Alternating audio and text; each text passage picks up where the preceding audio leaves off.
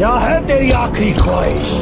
नमाज पढ़ने जा रहे हैं ना आप, तो अल्लाह से अपने लिए दुआ मांग लेना, मेरा पापे यहाँ ना आए। क्योंकि अगर वो यहाँ आ गया ना, तेरे इतने चीथड़े करेगा, इतने चीथड़े करेगा, इतने चीथड़े करेगा, तेरा पूरा पाकिस्तान नहीं गिर पाएगा।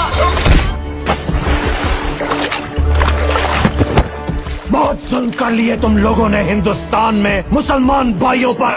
हम उन्हें आजादी दिलाएंगे। कैसे आजादी दिलाओगे तुम?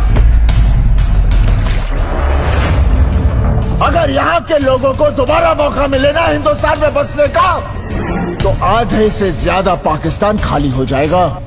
कटोरा लेकर घूमोगे, भीख भी नहीं मिलेगी।